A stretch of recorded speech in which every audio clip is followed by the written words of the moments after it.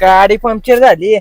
काय तुझ्या आईचं काय करून ठेवली इथं का लाईटचे काम करून वैतागले दिवसभर आणि तू काय घालते पोरींच्या मागे. आई घाले गावात कोणाला तरी फोन लावून विचार की पैसे बिशे पाठव काय. आई घाले कुठेच. हा अरे इथं गाडी पंक्चर झाली त्याच्या 1 रुपया नाही खिशात. अरे आई घाली 2 दिवसापूर्वी 200 रुपये घेऊन गेलाय. हा कुठं आहे घालतोय पैसे पाठव लवकर. आणि आता आई घाल्या पुन्हा आता टायर पण झालं मग 100 मागतोय. 11 वाजले तिथे एक तर पैसे पाठव इथे.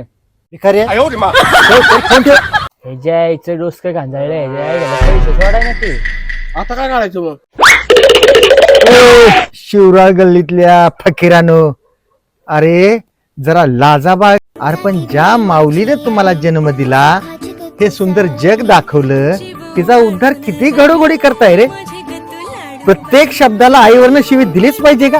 अरे ज्या माऊलीनं तुमचं ओझं 9 महिने 9 दिवस पोटामध्ये वाढवलं, तिचा तुम्ही उद्धार असा रस्त्यावर करता, आईला शिवाय देता.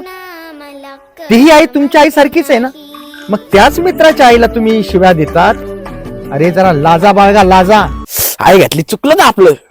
आता पुन्हा आई घातलीच काय इथं. इथून पुढे कुठल्याही कार्यक्रमात कुठल्याही वाक्यामध्ये बोलताना आईचा उद्धार करणार नाही.